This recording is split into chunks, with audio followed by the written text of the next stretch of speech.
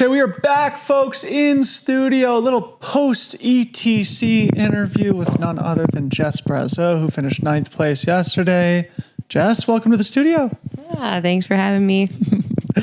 We were just joking before we got started that you sat in Mont Blanc tunnel traffic for longer than it took you to run your race yesterday, leading to maybe some stiffness, the combination of the race itself and sitting in the car for so long.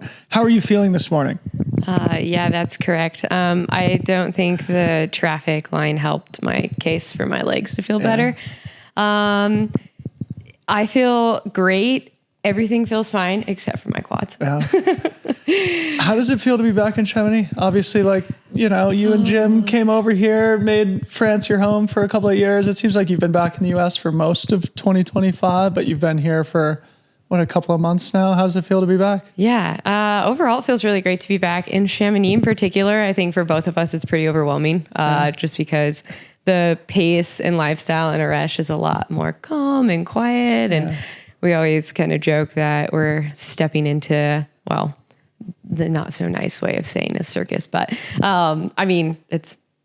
it's pretty wild. Yeah. The energy is really great and it's fun, but it's just the exact opposite of what we're used to our version of France looking like. Yeah. But it's still really fun to be around the environment, meet up with friends again, share coffees, because that's not something we get to do in Arèche. Yeah. Has it been a summer full of mountain adventures? Yeah. For me, not. Jim's been spending long days out, and that's one thing I realized in this training block of embracing shorter distance racing is that I do miss being out on the trails for hours on end. And it's 90 minutes, you're done now. Well, wait, what? That's it? So specificity though. Yeah. I know. It's really cool and it's fun, but it's also sad. Yeah. I just wave everybody off. I'm like, okay, I'm turning around now. Tell me about it. I ran from Champagne back to Chamonix the other day. It was the one long adventure I got in all of the summer of 2025. Jeez, yeah, I'm sure It's all good. It's all good. Life is good to be here in Chamonix. Speaking of which, actually, so you mentioned Arèche, which is the town that you and Jim sort of made your quasi-European home for a little while. Yeah. I was just looking at the TDS course. Does that kind of go through your old French neighborhood? So TDS goes through Beaufort, which is a 5-minute drive away from us. And actually they rerouted the TDS course this year to go to Col du Pré, which is kind of one of the centerpieces of Arèche. It's been in the Tour de France for 2 times now, at least in our recent history in living in Arèche, which is really cool. And we actually went up there to watch the tour riders come through this year. Cool. So I think TDS went up to Col du Pré and then they went to this little neighborhood called Byrne. And I don't know, just seeing them run through all the home trails is really, second home trails is really cool. So, and that area, it's really gorgeous and I'm glad it's gotten some highlights. And I don't know, I think maybe I'll do TDS one day. Awesome. All right. Yeah, we'll see. VKs to TDS. All right. So before we start talking about the race yesterday, you were on the OCC start list. Of course, you are on Team USA for the vertical next month. You bumped down to ETC. I'm assuming those two things are not unrelated. So just talk a little bit about, having OCC on the list and then making the decision to switch. So I raced, excuse me. I've raced, last year I raced Wild Struble, which got me a qualifying spot directly into OCC for this year. And then I raced Chianti in March, which got me another spot into OCC for next year. So I can't seem to get away from OCC, but, I really do like the race. It's the course is, I don't know. It's really fun. It's so fast and runnable still and high intensity, but it is an ultra. Yeah. You still get that day out there, but it's also over and you can have dinner, which is awesome. But the course itself is really cool. And that's why I keep, I think, circling back to it. And also, I don't know, maybe I'm not ready to dip my toes into an ultra. I've done a few 50 milers, but every time I finish them, I've thought, oh, this is enough. And like 10 hours that's too much. And so then when you come over here, like a mountain is 50K is almost that equivalent. You're in that 6 to maybe even 10 hour range for some of these like 50K to 70K races. And so this year, as much as I wanted to do that course again, because I really like the course, it just didn't make sense with my training block and specificity for World Championships in September. Yeah. I'm doing a lot of uphill specific stuff, interval trainings, like double threshold, all that kind of stuff. And like my actual volume of like easy running is not like 5-hour training days. Yeah. So I think it's just maybe too much of a difference for me. I mean, not to say there's plenty of athletes like Katie Scheid and Jim that can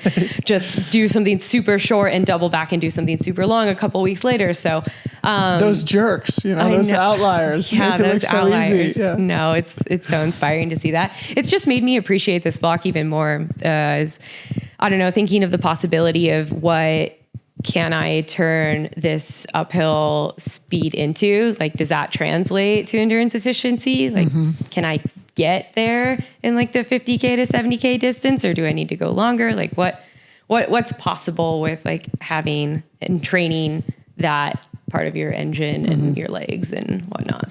So say more about that, because Ryan mentioned it too. And we were just chit chatting before you came over, saying that you had made the comment that you were training more specifically for the VK. Our audience will remember you made Team USA at Broken Arrow, and then you and Jim both did a VK, I think nearby where you live, or it was the Maribel VK earlier this month. What does specific training look like when you're preparing for the World Championships in the vertical? Is it just run uphill hard a couple of times a week? Yeah, essentially. I don't know. It's really cool to see my teammates on the uphill team, because I think we all train pretty differently. For me, I do a lot more gradient specific work, and a lot like my volume of like vertical gain per week I know is a lot higher than those on the team. And I'm seeing, and I do one like flat workout a week.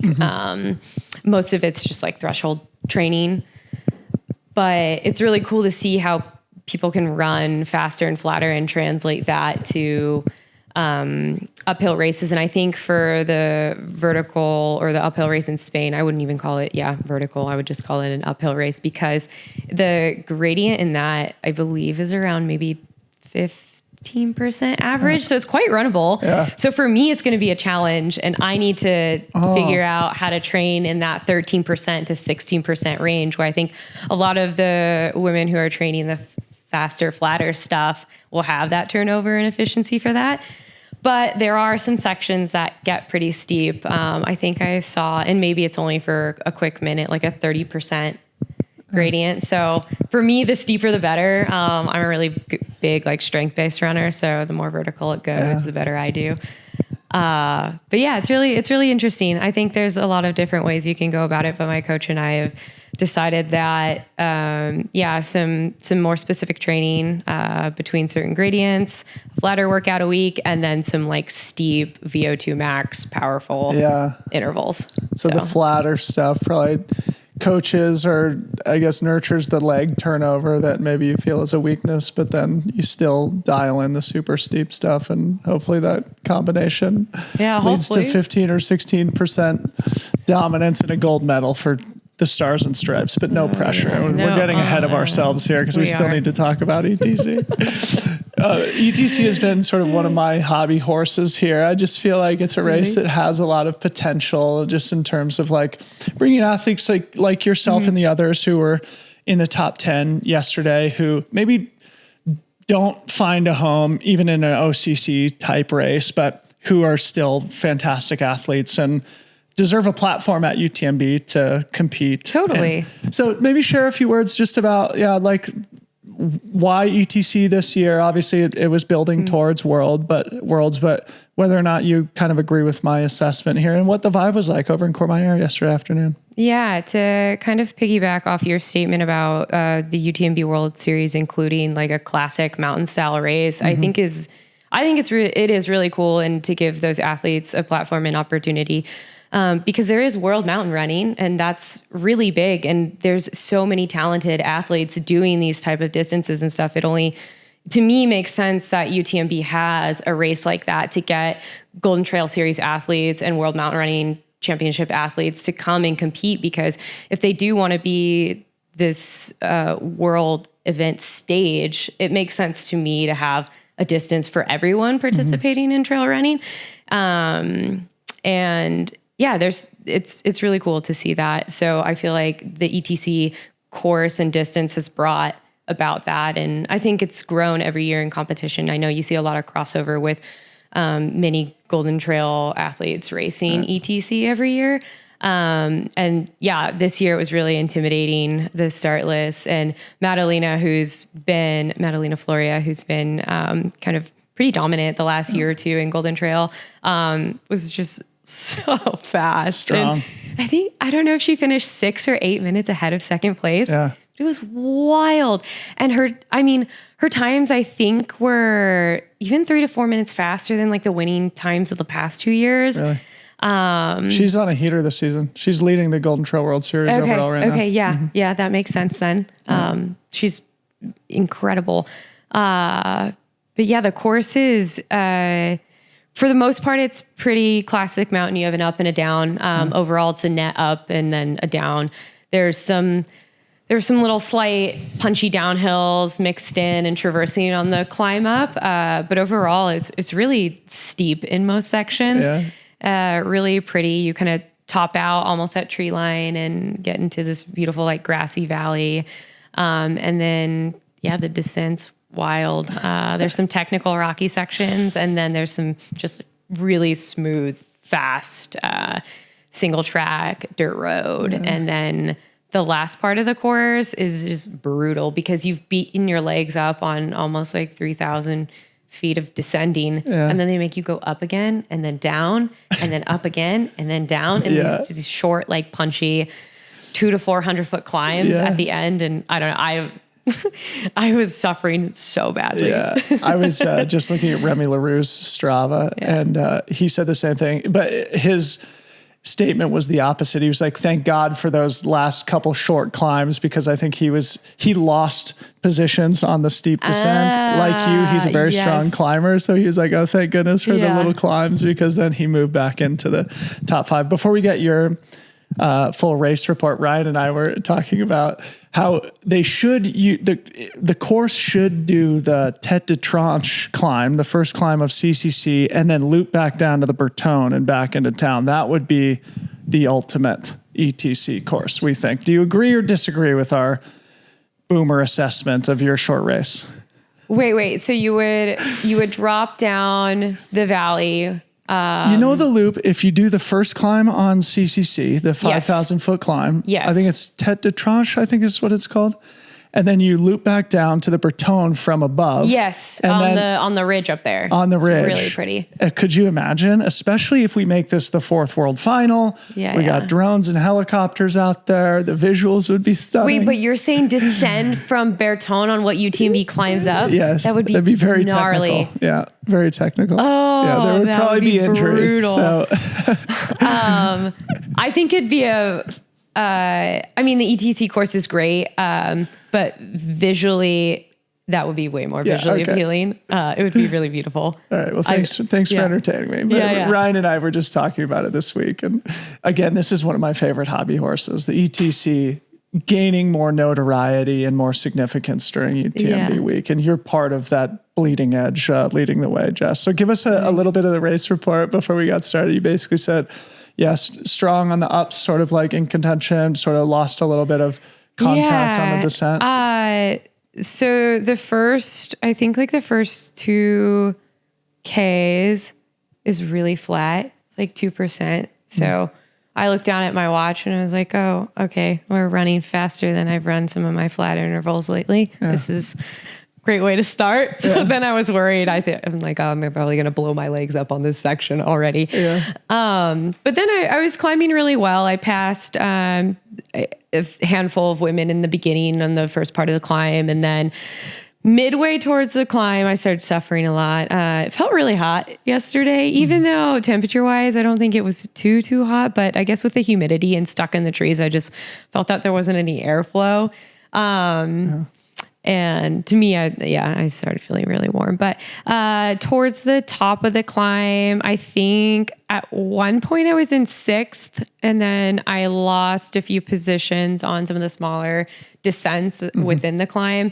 I could see Naomi Lang, who ended up finishing 3rd ahead of me. Maybe she was like, I don't know, probably close to 400 meters ahead of me on the climb. So probably too far to catch. And then the rest of the women, there was a few others too. So I could see them like as we were getting ready to top out. And that should have been my wake up call. It's just like, yeah, there's no chance you're catching them on the descent. So, you're deep in VK training, right? I know. Yeah. So I haven't been training descents, but the even funnier aspect of this whole story and why my legs are so destroyed today, just my quads mainly, is that 6 weeks ago, I rolled my ankle and I had a complete tear in my ATFL and a partial tear in my CFL. So for 2 weeks, I didn't run downhill at all. Wow. And then 2 weeks after that, I just did running roads downhill. It was bad. Yeah. Well, I was in denial. I didn't think it was that bad. And then it was 5 days before we flew out here. So this was in the middle of July. I got an ultrasound on it and he's like, oh yeah, it's gone. And I was like, what's gone? He was like, the ligament. And I was like, the classic ligament that tears with an ankle sprain. So it was worse than I thought it was. So then I had to run just downhill on roads for 2 weeks. And then, so that's 4 weeks, 2 weeks out from this ETC race. Yeah. I finally got back on single track, but I didn't do any specific speed workout downhill. Yeah. And I'm really paying the price for that. And I'm never, ever going to do that again because this is excruciating. Good thing you're training for just an all uphill race. Yeah, exactly. Well, I mean, training or fitness seems to be on track for where it needs to be. Or maybe posed as a question, does it feel that way to you now that we're 4 weeks away from the World Championships? Yeah, I think so. I think we're all our own worst critics and stuff. And I always like to think like, well, I don't know, my legs felt flat on the climb. For me, they felt flat yesterday. And so I like to think like, oh, I could have climbed like 2 or 3 minutes faster. But then I have my coach saying, well, your climb was still really strong. So I think things are in a good position for Worlds. And sometimes it's, for me, not coming from like a running background and doing track races or cross country races, I don't really have comparisons to know what like peak pinnacle shape is. Yeah. So it's a lot of just kind of like body feel. Am I able to do the workouts? Am I hitting the right heart rate zones? And then mostly just a lot of trust in my coach with just making sure that I'm ready. Yeah. Because Who's your coach? Simone Gosling. Simone Gosling. Yeah. I figured. Yeah. So for our audience here, it was described to me by Simone Dug that Simone Gosling is like the coach in France, basically, for mountain running. I guess. Yeah, I guess so. He's a great athlete himself, we should say. He was like 12th at Western States last year, I think. Yeah. And great athlete and great person. It was quite lucky that they moved to Arash the same year we did, just 8 months after we did. So Jim and Simone got along really well and have started running together. And then like a few months later, I approached him about coaching, and I really wanted to improve my climbing, and it's worked. So good job, coach. Yeah. Great. All right. Couple more things before we wind down. Obviously Jim's running OCC tomorrow. You're no crew allowed at OCC. No crew allowed. And we were just kind of chit-chatting about this, but it's a departure from your typical experience here during UTMB week. I'm sure there's maybe mixed feelings there, but it can't all be bad probably, right? No, it's actually quite relaxing. It's nice. I mean, he'll race tomorrow and then we're done. Yeah. We just get to, and I think by the time he decided that he was going to do OCC, as that would be better for his body and training and stuff leading up to Worlds, and switch from UTMB, everybody had already decided on their crew. So we reached out and offered help, but no one on the team needed anything because everyone already had everything set in place. So we're free agents to just cheer, which is really fun to be able to be out on course and go support. And I'm really looking forward to, cheering on, our friends, and especially for me, Abby Hall, my really good friend. Seemed like you guys got out for a couple of good days. I was looking at her Strava earlier in the week, and I was like, oh yeah, she and Jess were out training together. It seemed like. Her and Cordes came out to Aresh to visit, so it was really great. We have a fun group in Flagstaff, and it just kind of felt very homey to have them out visiting and share a meal, share some time on the trails, and a different experience here at UTMB. And it actually is sort of related to, maybe it'd be fun to talk about. You had also a different experience at Western States this year for the first time. Did you guys actually enjoy being at Western States without the, I mean, I can't even imagine what it's like to be you during Western States week for the last, whatever it's been, 8 years, where it's just like very high pressure, a lot of expectations, demands on time, and you having to serve such an important role for a multiple time champion. Was it nice to be there and enjoy it in a different way too? It was definitely a lot less stressful for sure. That was really nice. I think it was harder for Jim. I think he always prefers to be running. And same this year. Like, he's excited to do OCC and something different, but his heart really is more in the ultra, and he would rather be doing UTMB. He would have rather been racing. I think it's a really good perspective though for him to be at the races and still be supportive and see it from different angles and stuff. And I think it'll only improve maybe the way he approaches things. He was really excited at Western States this year to watch people get crewed and see what other people were doing. That's because really that's interesting. Something that we both can't do. Yeah. We're focused on our own group and our own team, and I can't go look around to see what other people's systems are like, or what things are doing, what they're doing and how they do this, so that was something he was excited to look into and see what other people were doing. Because I mean, our systems have worked for us and stuff, but we always have conversations of how can you improve? How can we make this better? I remember talking to Jim about that specifically after the battle with Rod, and Jim feeling like, I was giving Rod free minutes because I was less efficient than him in the aid stations. Yeah. And I mean, more and more, it's just trending in that direction where those aid station transitions are so critical. Yeah. Now. I think it's a hard catch-22 because some people, like, I don't know, Jim really needs to take care of himself in an aid station. And he just had some weird foot hotspot thing pop up. So he changed his shoes 3 times. Of course you're going to lose time, but also you can't just have this blister occur. So yeah.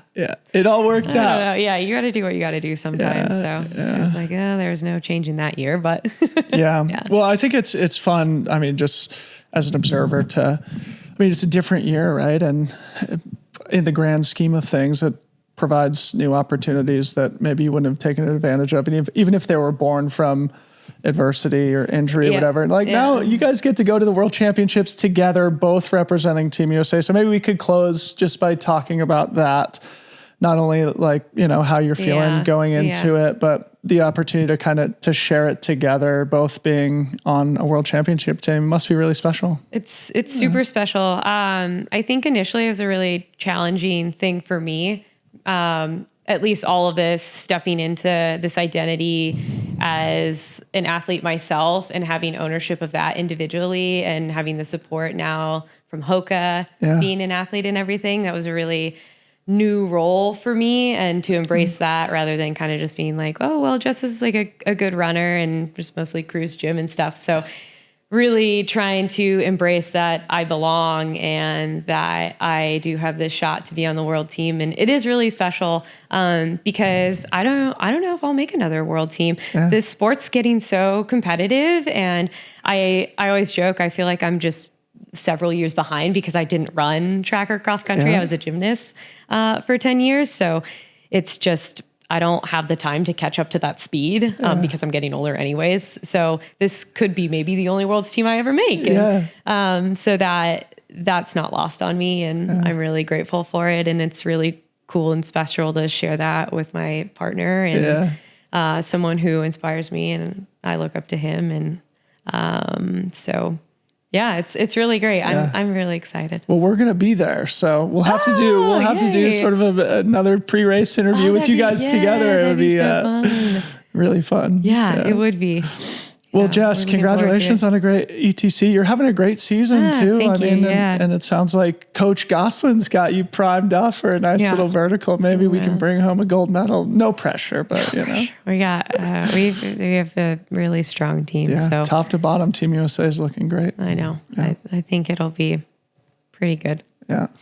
Well, again, congratulations. Good luck with just sort of like, managing Jim's anxiety here in the next, 12 hours before the race. Obviously, we're going to be cheering for him tomorrow as we all anxiously here in studio wait for the updates from UTMB as to what the race is going to look like, what the course is going to look like, when it's going to start. So I'm sure you guys will manage it just fine, but appreciate you carving out the time to come in studio. Yeah, no problem. Thanks for having me.